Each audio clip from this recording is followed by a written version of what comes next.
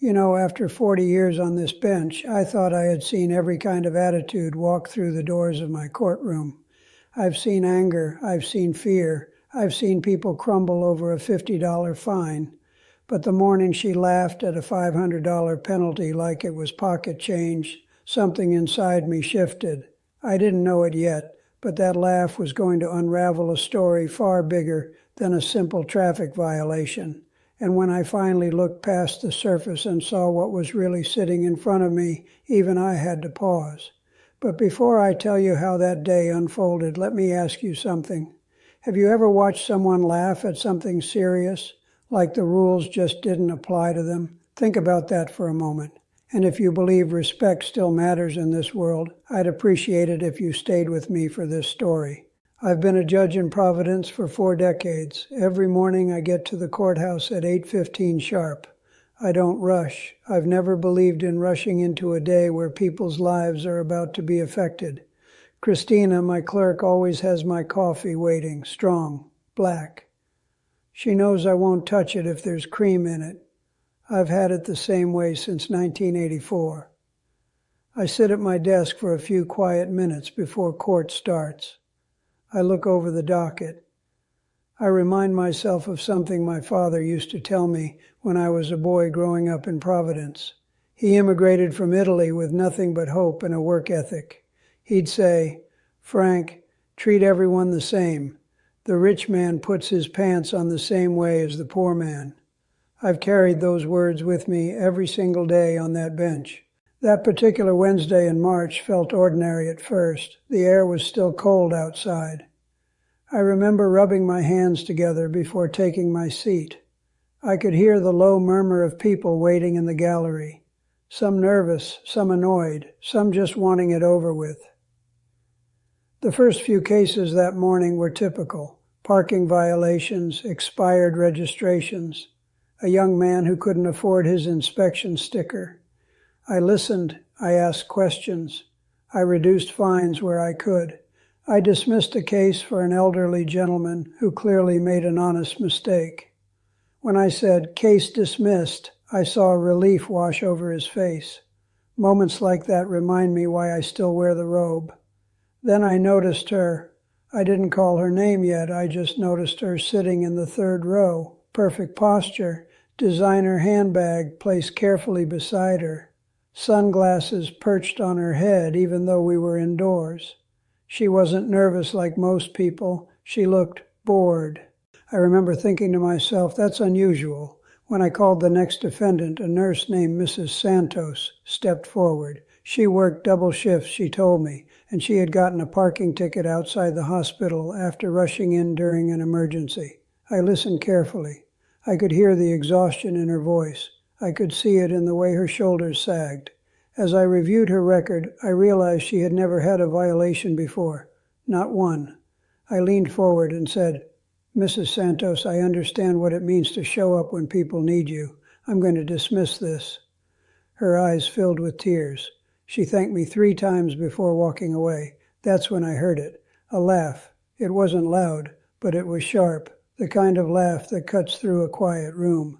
I lifted my eyes and saw her, the woman with the designer handbag. She was leaning toward the man beside her, whispering something with a smirk. Something about that didn't sit right with me. I called the next case, Mrs. Eleanor Montgomery. She stood up slowly, confident, almost casual. She walked to the front like she was stepping onto a stage she owned. I watched her closely as she approached.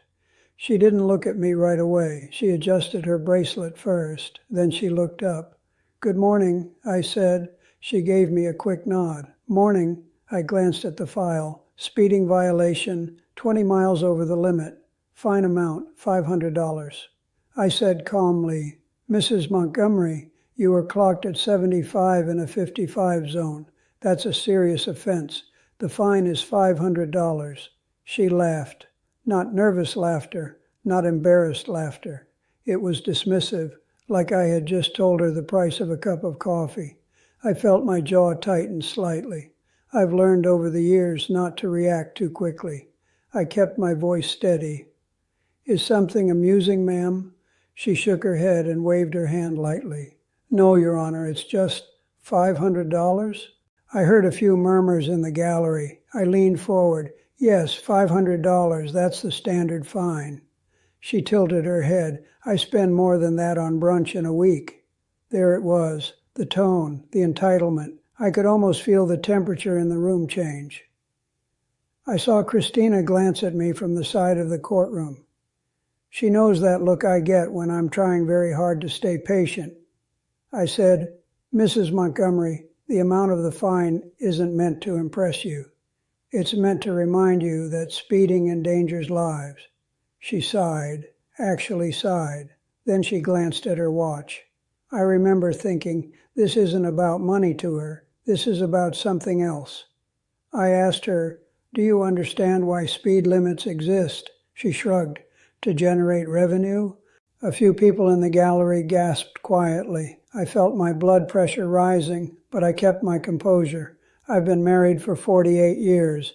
If there's one thing I've learned, it's how to take a breath before responding. I said, no, ma'am, they exist to protect people like Mrs. Santos, the nurse you just laughed at. Her smile faded for a split second, then it came back. I wasn't laughing at her, she said quickly. I was laughing at the system.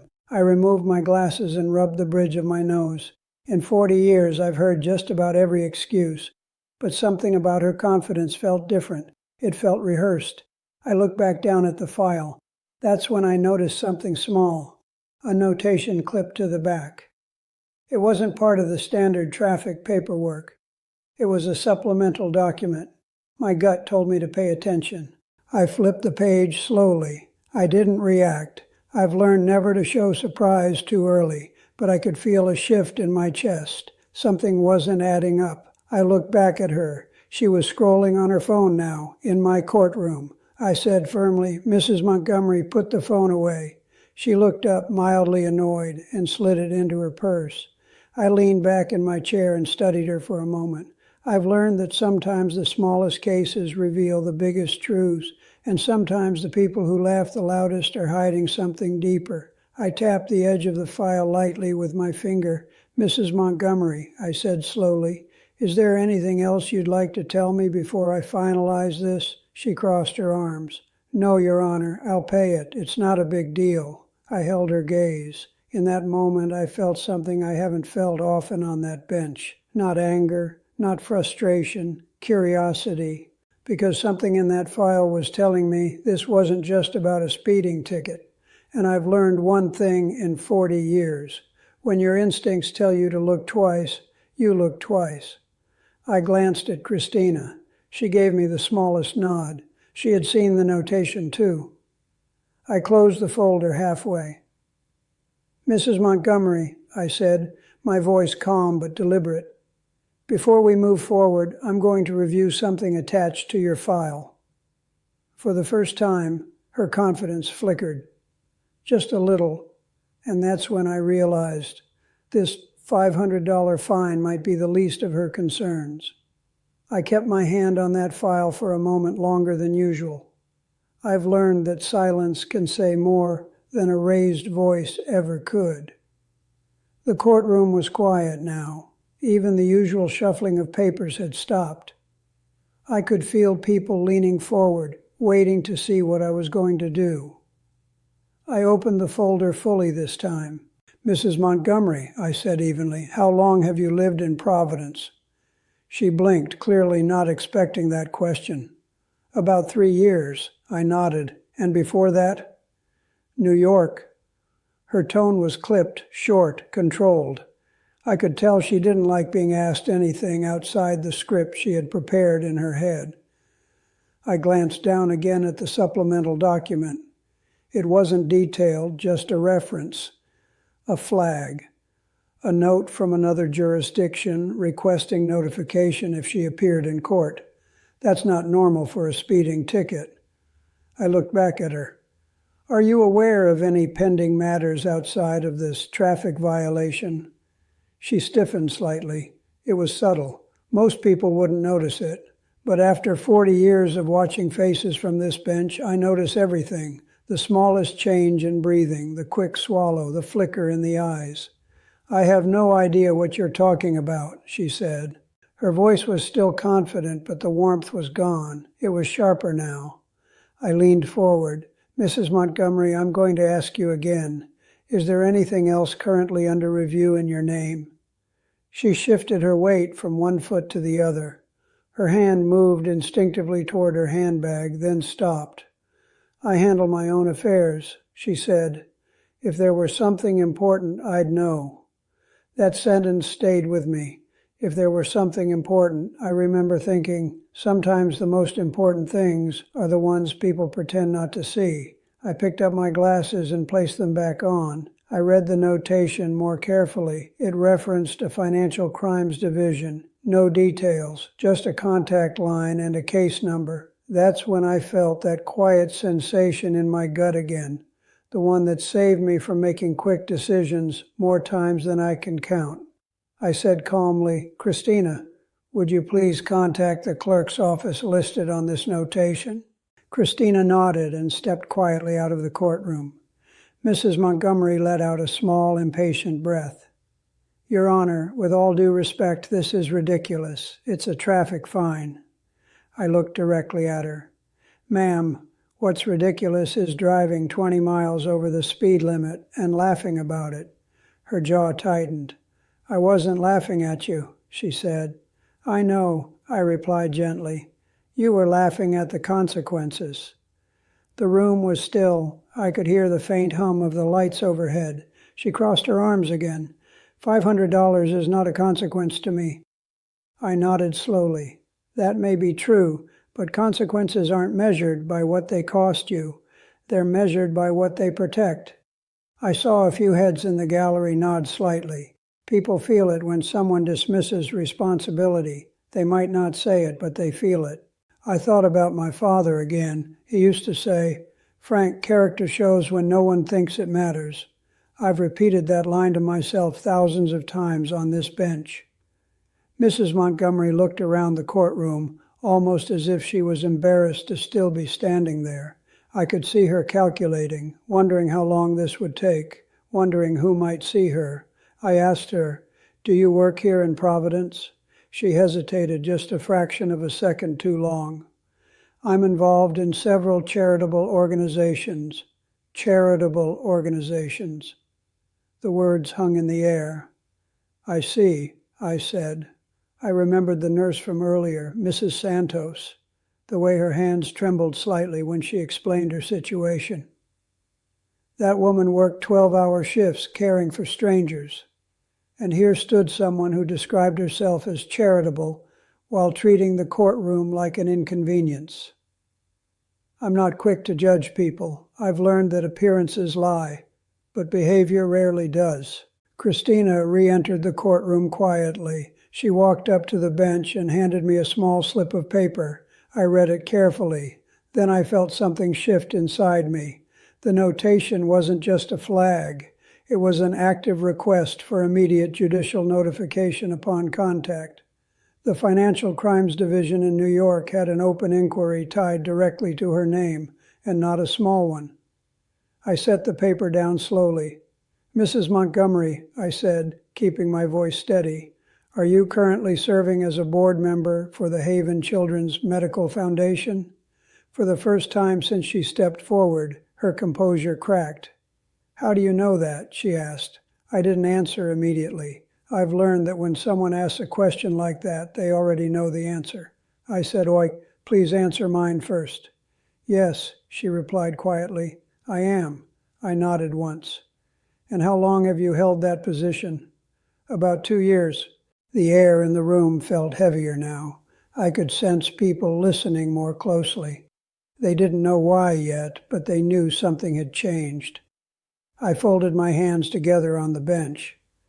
Mrs. Montgomery, I said carefully, the reason I'm asking is because the Financial Crimes Division in New York has placed a hold notification tied to your involvement with that foundation.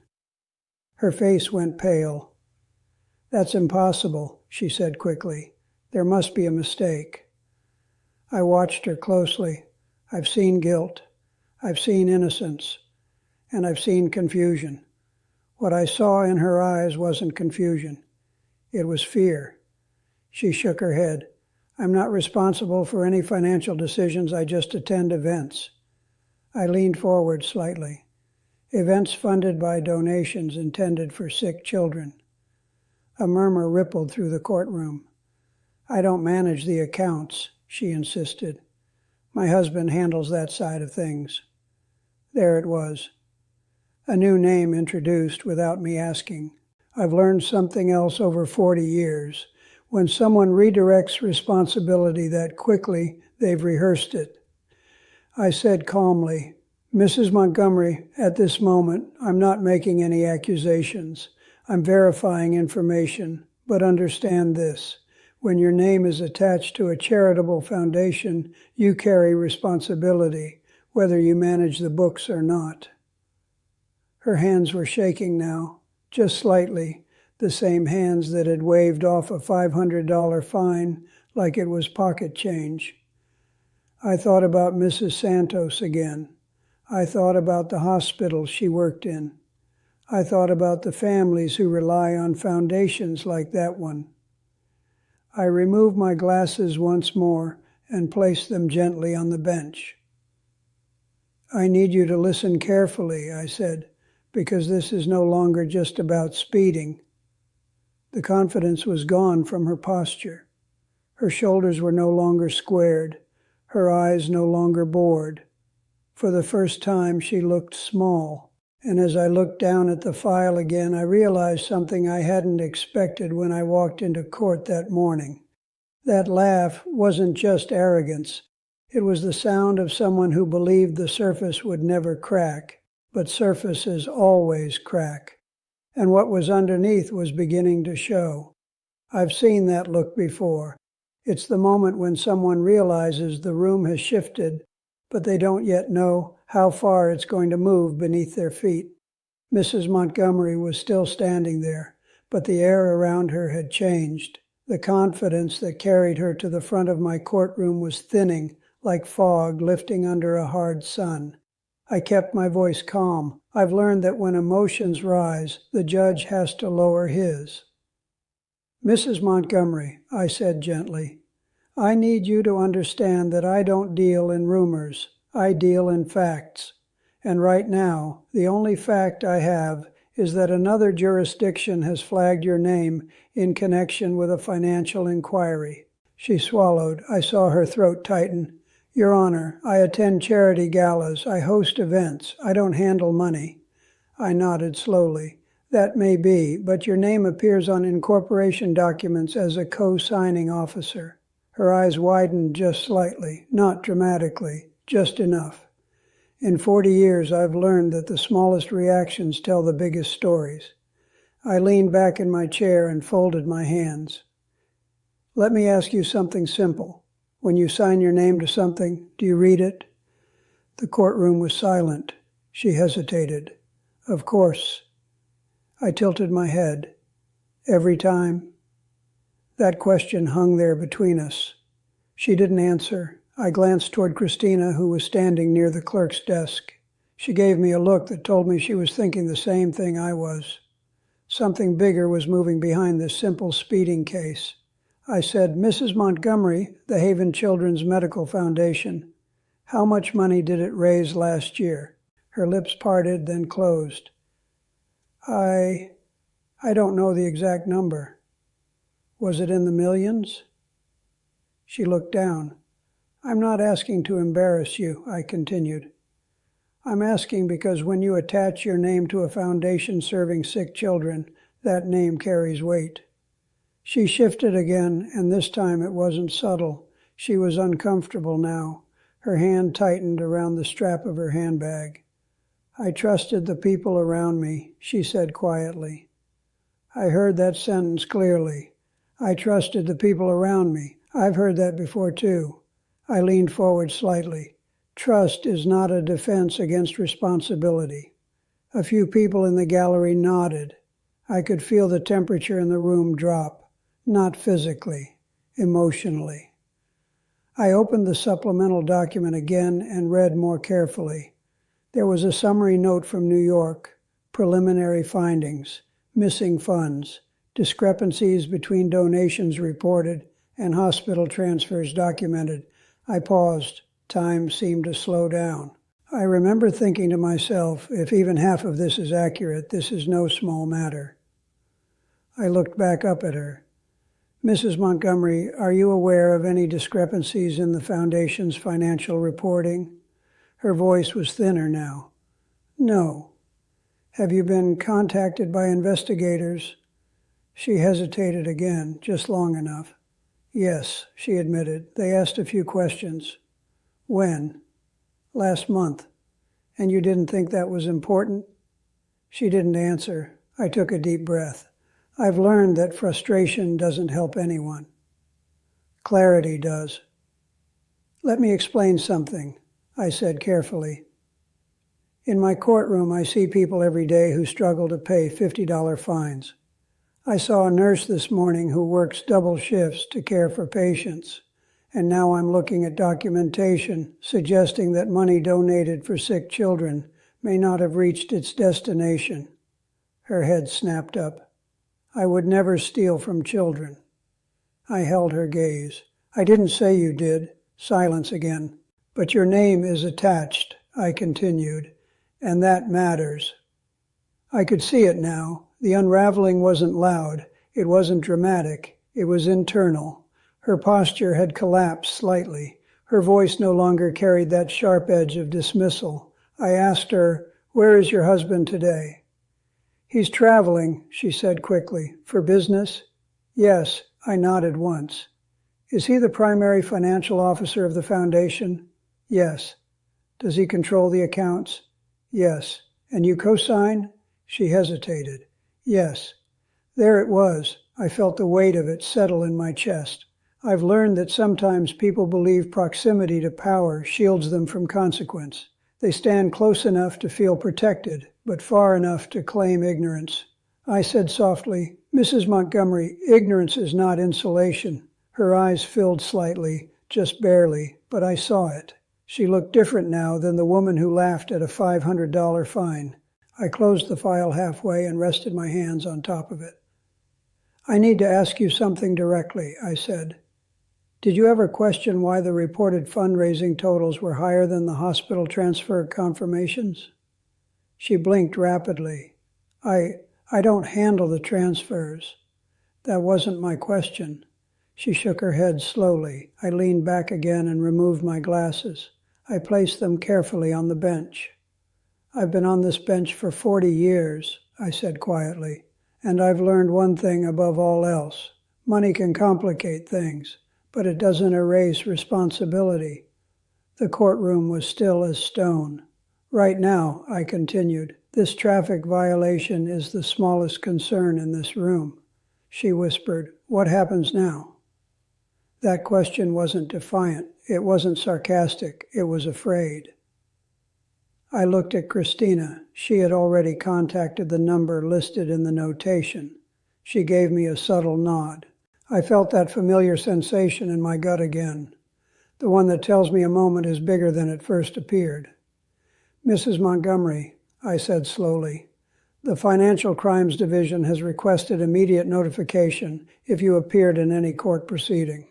Her face drained of color. "They're on their way," I added quietly. A soft gasp moved through the gallery. She grabbed the edge of the podium. "On their way? Here?" "Yes." "This is insane," she said, her voice shaking now. "I didn't do anything." I watched her carefully. "I hope that's true," I said, "for everyone's sake." Time seemed to stretch in that room. I could hear the faint ticking of the clock behind me. Every second felt louder. The woman who had laughed at a $500 fine was no longer smirking. She wasn't checking her watch. She wasn't glancing at her phone. She was standing very still, and as I sat there waiting, I couldn't help but think about something my father once told me. He said, "Frank, a person shows you who they are in the small moments. Pay attention to those." That laugh had been a small moment, but it opened a door to something much larger. And as the sound of approaching footsteps echoed faintly down the hallway outside my courtroom, I realized this day was about to become one I would never forget. I've heard many sounds in my courtroom over the years: nervous coughing, angry whispers, even applause that I had to quickly silence. But that morning, the sound that reached my ears was different. It was steady, deliberate, the echo of firm footsteps moving down the hallway toward my courtroom doors. I didn't rush. I've learned never to rush a moment like that. Mrs. Montgomery heard it too. I saw her head turn slightly toward the entrance. Her fingers tightened around the edge of the podium. The woman who had laughed minutes earlier now looked like she was trying to steady herself against invisible wind. The doors opened. Two individuals stepped inside. They weren't loud. They didn't announce themselves dramatically. They didn't need to. Their presence carried its own weight. Dark suits, measured expressions. One of them made brief eye contact with Christina before approaching the bench. I felt the entire courtroom stiffen. The man in front spoke calmly. "Your Honor, Assistant U.S. Attorney Daniel Reeves. We were notified." I nodded. "Thank you for coming." Mrs. Montgomery's breathing had changed. It was shallow now, controlled, but barely. I said quietly, "Mrs. Montgomery, please remain where you are." She looked at me as if hoping I would suddenly wave this away, as if I would tell her it was all a misunderstanding and dismiss everyone. But the law doesn't bend because someone expects it to. Mr. Reeves handed Christina a sealed envelope. She brought it to me. I opened it carefully. I've opened thousands of documents on that bench, some small, some life-altering.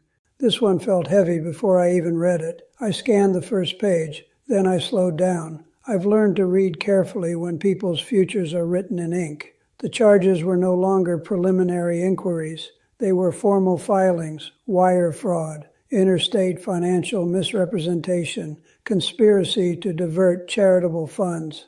The foundation had raised over $12 million in the past 2 years. Nearly $4 million of that had never reached the children's hospital it claimed to support. I felt something deep in my chest. $4 million. That's not an accounting error. I looked up at her. She was staring at me now, her eyes wide, searching my face for some sign of mercy. I spoke carefully, because words matter in moments like this. "Mrs. Montgomery, according to these filings, funds donated to the Haven Children's Medical Foundation were diverted into shell accounts controlled by your household." She shook her head violently. No, that's not true." I continued reading. "Transfers were authorized with your electronic signature." Her lips parted, but no sound came out at first. I watched the room absorb it. People who had come in for minor infractions were now witnessing something far larger. A foundation for sick children, millions missing. I remembered Mrs. Santos. I remembered the fatigue in her eyes, the long hours she worked caring for patients who depended on that very hospital. I felt my jaw tighten again, but I kept my tone steady. "Mrs. Montgomery, do you deny authorizing these transfers?" "I didn't know what they were," she said quickly. "My husband handles investments. He told me it was restructuring." "Restructuring," I repeated softly. She nodded rapidly. "Yes, tax positioning. He said it was temporary." I paused. I've learned something about temporary explanations. They often become permanent consequences. Mr. Reeves stepped forward slightly. "Your Honor, the investigation indicates that funds were routed through 3 separate LLCs registered under her name." She turned toward him. "I never set up any LLCs." He held her gaze calmly. "They were registered with your digital credentials." Her knees seemed to weaken slightly. She grabbed the podium harder. "I don't understand," she whispered. I looked directly at her. "Mrs. Montgomery, earlier this morning, you told me $500 was insignificant to you." She closed her eyes briefly. I saw tears forming in her eyes. Mr. Reeves spoke again. "Your Honor, we are prepared to take her into custody pending transfer." There it was, the line no one wants to hear. I took a slow breath. In 40 years, I've had moments where justice felt abstract, complicated. But this wasn't abstract. This was real money, meant for real children, allegedly redirected into private accounts. I looked at her one more time. Mrs. Montgomery, you are entitled to counsel. You are entitled to defend yourself. But at this moment, these charges are no longer theoretical. She looked at me as if seeing me for the first time. What about my husband? She asked faintly. Mr. Reeves answered calmly. He is being processed separately. Her hand flew to her mouth, and in that instant I saw something new. Not arrogance, not entitlement, fear, real fear. I had to pause, not because I doubted the charges, but because I felt the weight of how quickly a life can change. Just an hour earlier, she had laughed at $500. Now she was facing federal charges tied to millions. I thought about something my father once told me when I first became a judge. He said, Frank, never enjoy someone's downfall. Your job is justice, not satisfaction. I've carried that advice with me every day. So I didn't gloat, I didn't lecture. I simply said, Mrs. Montgomery, please step back from the podium. The agents moved forward, and as they did, I realized something that still stays with me. The loudest sound in the courtroom that morning wasn't her laugh. It was the silence that followed when the truth was finally read aloud. I've watched hundreds of people walk away from that podium over the years. Some leave relieved, some angry, some ashamed. But that morning, when Mrs. Montgomery stepped back as the agents approached, I saw something I don't think she had ever experienced before. She felt small. The confidence that had filled the room when she first stood in front of me was gone. Her shoulders were no longer squared. Her chin wasn't lifted. She looked around the courtroom as if searching for something familiar, something stable. But there was nothing for her to grab onto anymore. The first agent spoke quietly. Ma'am, please turn around. She didn't move at first. I've seen that hesitation before. It's the space between denial and reality. The last second where a person hopes someone will interrupt and say there's been a mistake. But no one spoke. I felt the weight of the moment settle over the entire room. People who had been whispering earlier were now completely silent. Even the air felt heavy. Mrs. Montgomery, I said gently, you need to comply. She slowly turned around. I heard the faint click of metal. I will never forget that sound. Handcuffs don't clang loudly the way people think they do. They close with a small final snap, quiet, certain. There's something about that sound that cuts through a room sharper than any shout. Her designer handbag slipped from her shoulder and fell to the floor. No one picked it up. The woman who had dismissed $500 as trivial now stood in front of everyone restrained by steel. I felt no triumph. I felt no anger. I felt something else entirely. Gravity. That's the only word I can use. The gravity of how quickly life can tilt. She looked over her shoulder at me, tears now fully visible in her eyes.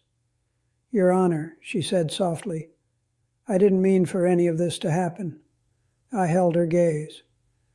I believe that many people don't mean for things to happen, I said calmly. But intent doesn't erase impact. Her breathing was uneven now. The same woman who had smirked about brunch bills was struggling to catch her breath. I thought about the children whose names were probably listed in hospital records.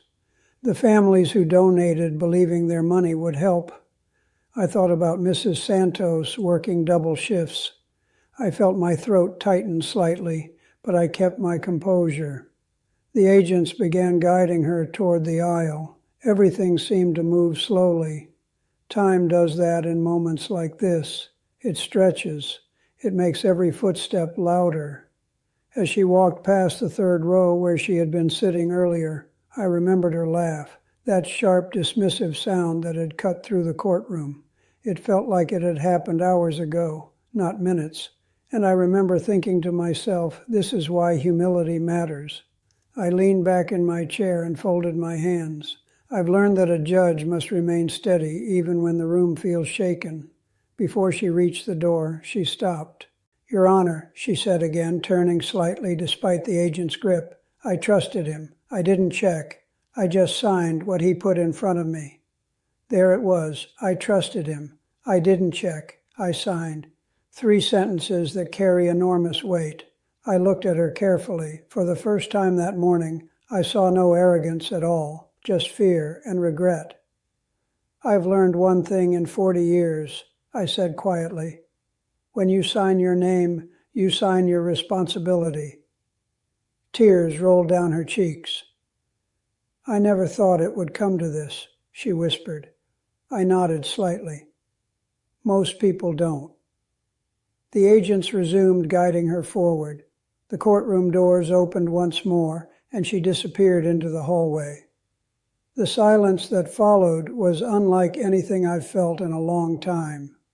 No one moved. I looked down at the file still resting on my bench. $500. That's how the morning started. I tapped the gavel lightly, not to command order, but to break the stillness.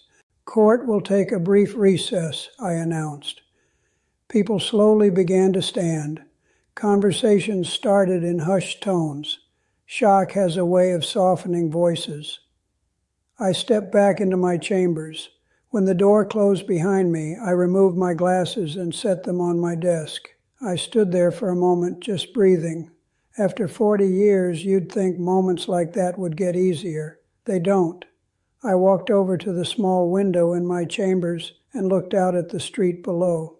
Cars moving, people walking, life continuing as if nothing had just shifted inside my courtroom. I thought about how quickly entitlement can dissolve, how fragile power really is. I also thought about something else, complicity. It's a quiet thing. It doesn't shout. It doesn't boast. It simply agrees. It signs. It assumes someone else is responsible. And sometimes that quiet agreement causes more damage than loud arrogance ever could.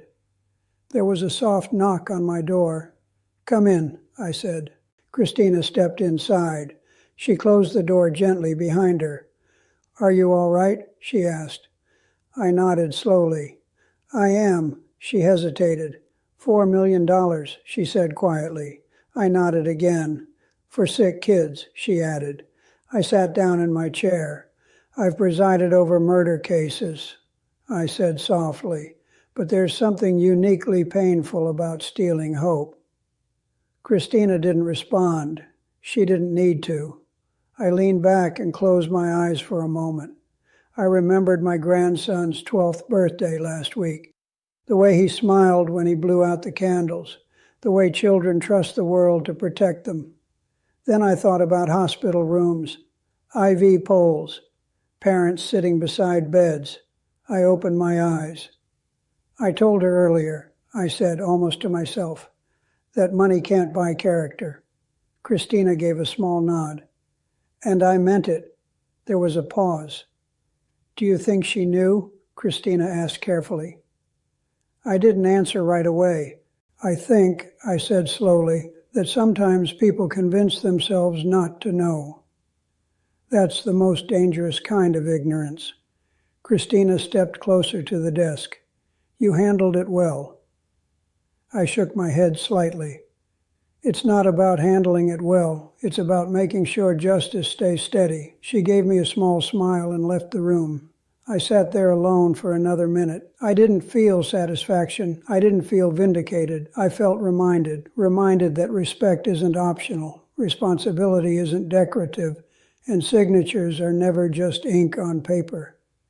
After a few moments, I stood up, straightened my robe, and returned to the courtroom. The next case was already waiting, because justice doesn't pause for shock. It continues. And as I resumed my seat on that bench, I realized something that stayed with me long after that day ended. The loudest fall isn't the one everyone hears. It's the one a person feels inside when they realize the ground they were standing on was never solid to begin with. Court resumed that morning, and I did what I've done every day for 40 years. I listened, I asked questions, I made rulings. On the surface, everything looked normal again, but inside I kept thinking about her. Not the woman who laughed, the woman who turned around in handcuffs and said, "I trusted him." That sentence stayed with me longer than I expected. By the time I got home that evening, my wife could tell it had been a heavy day. After 48 years of marriage, she reads my face better than anyone. I hung my robe carefully in the closet, loosened my tie, and sat down at the kitchen table. She placed a cup of tea in front of me. "Tough one?" she asked gently. I nodded. "Children's hospital funds," I said quietly. She didn't need more explanation. She just reached across the table and squeezed my hand. I've learned that being a judge doesn't make you immune to feeling. If anything, it sharpens it. You see the best and worst of people in a single morning. That night I couldn't sleep easily. I kept replaying the day in my mind, the laugh, the shift in her eyes, the sound of the cuffs, and I kept asking myself something I always ask after a case like that. At what moment did it begin? Because these stories don't start with federal agents walking through courtroom doors. They start much earlier, with a decision, a signature, a conversation at a dinner table. 2 months passed. The case moved into the federal system. My role in it ended the moment she left my courtroom. But sometimes cases don't leave your thoughts when they leave your docket. Then one afternoon, Christina knocked on my chamber door, holding a plain white envelope.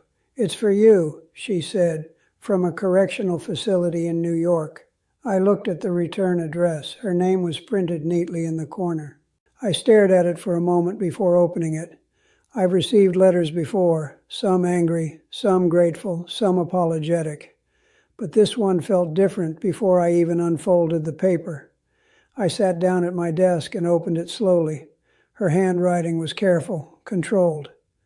"Your Honor," it began, "I don't know if you'll read this, but I need to write it." I paused. I've learned that writing forces honesty in a way speaking sometimes doesn't. When you write, there's no audience to impress. She continued. "I keep replaying that morning in my head. I hear myself laugh. I hear the way I sounded. I didn't recognize that woman until it was too late." I leaned back in my chair. She wrote about growing up without wealth, about meeting her husband at a charity gala, about being told she was lucky, about signing documents she barely glanced at because she believed that was what supportive wives did. Then came the line that made me stop reading for a moment. I thought my job was to look the part, smile at events, wear the right dress, trust that the details were handled by people smarter than me. I removed my glasses and rubbed my eyes. There it was, not arrogance, avoidance. She admitted she saw discrepancies, small ones at first, numbers that didn't quite match, transfers that seemed delayed. But each time she asked, she was reassured. It's temporary, it's strategic, it's legal, and she chose to believe it, not because she understood it, but because it was easier than confronting it. I've seen that pattern before, not always with millions of dollars, sometimes with small lies, small shortcuts, small compromises. They grow quietly. She wrote about the day investigators contacted her. She described the fear, the arguments at home, the moment she realized the accounts were under her name as much as his. And then she wrote something that stayed with me. "When you said $500 wasn't measured by what it cost me, but by what it protected, I finally understood what I had ignored." I read that sentence twice. She ended the letter by saying she had begun cooperating fully with investigators, that she had agreed to testify, that she was trying to help recover as much of the diverted funds as possible. "I don't expect forgiveness," she wrote, "but I wanted you to know that I understand now." I folded the letter slowly. I sat there in silence for several minutes. I didn't feel vindicated. I felt reflective, because her story wasn't just about greed. It was about identity, about building a life around image instead of integrity. I thought about something my father used to say when I was young. He would tell me, "Frank, the people who scare me aren't the ones who steal loudly. It's the ones who convince themselves they didn't." Self-deception is powerful. I looked out the window of my chambers again, just like I had the day she was taken away. Cars moved, people walked, life continued. I asked myself quietly, could I have seen it sooner? Could I have sensed it before the file crossed my bench? But that's not how justice works. We deal with what's in front of us, when it arrives. I picked up the letter again and read the last paragraph. I don't know who I'll be after this, she wrote, but I know I can't be the woman who laughed. That line lingered, because sometimes the fall is not the end of the story.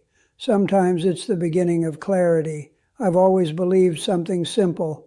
Consequences are not just punishment, they're revelation. They reveal character, or the lack of it. They reveal whether someone doubles down on denial or begins to face truth. I placed the letter in my desk drawer instead of the trash, not because I excused what happened, but because I believe in remembering. Remembering that arrogance can be a mask. Remembering that trust without responsibility is dangerous. And remembering that even people who fall hard can choose what they do next. Later that week, I heard through official channels that a significant portion of the missing funds had been traced and frozen. More would likely be recovered through asset seizures. It wouldn't undo the breach of trust, but it meant something. And as I prepared for court the next morning, sipping my strong black coffee at 8:15 like I always do, I thought about how that day had started with a laugh. It ended with handcuffs. But somewhere in between, it became something else. A lesson, not just for her, for anyone who believes signing blindly protects them, for anyone who thinks image replaces accountability, and even for me, because after 40 years on this bench, I'm still reminded that justice isn't always loud. Sometimes it begins quietly, with a piece of paper and a signature. A few weeks after I received that letter, something happened that brought the entire story full circle. It was a quiet afternoon. Court had ended for the day, and I was organizing a few papers on my desk when Christina knocked gently on my chamber door. "There's someone here to see you," she said. "Who is it?" I asked. "She says you'll remember her. Mrs. Santos." I smiled immediately. "Of course I remember her. Please send her in." Mrs. Santos stepped into my chamber slowly, still wearing her nurse's uniform. She looked tired, the way nurses often do at the end of a long shift, but there was something else in her expression this time, something lighter. "Your Honor," she said softly. "Mrs. Santos," I replied warmly. "Please have a seat." She sat down across from me, hands folded neatly in her lap. I could see she was nervous, but not the way she had been in court. This was different. "I just wanted to thank you," she said. "For dismissing the ticket," I asked gently. She shook her head. "For what happened after?" I paused.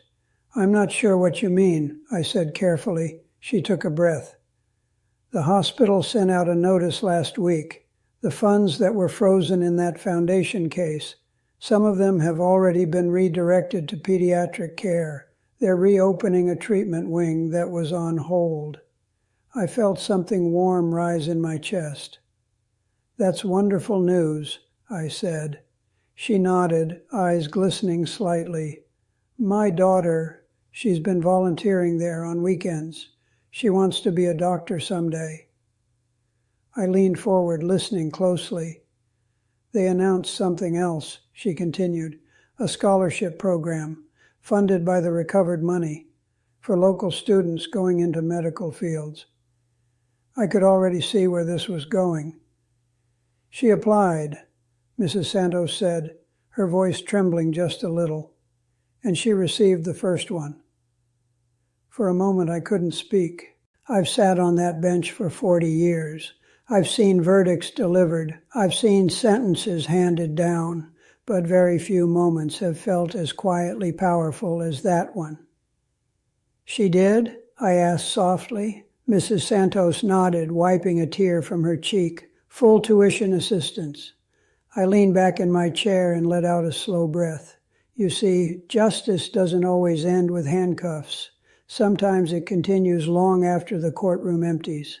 I thought about that day again, the laugh, the silence, the sound of cuffs closing, the letter from prison, and now this, a scholarship. A young girl stepping closer to her dream because funds that were almost lost were brought back into the light. I looked at Mrs. Santos and said something I truly meant. I've learned one thing in 40 years. The law doesn't care about your bank account. It cares about your actions.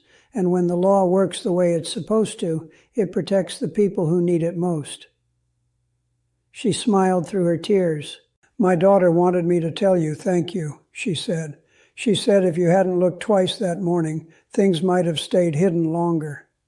I shook my head gently. I didn't do anything extraordinary, I replied. I just paid attention. But the truth is, sometimes paying attention is everything.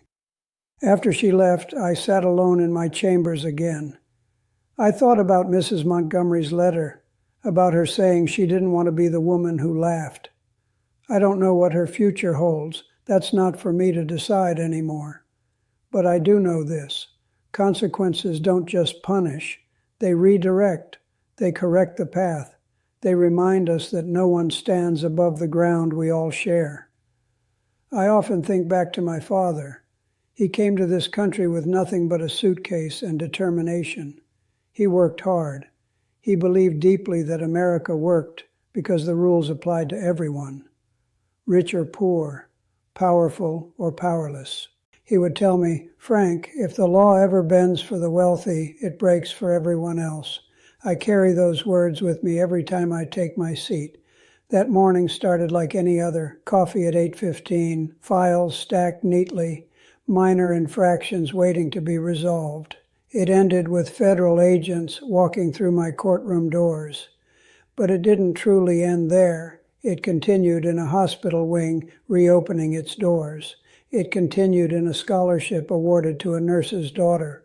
It continued in a letter written from a prison cell where someone finally confronted the sound of her own laughter.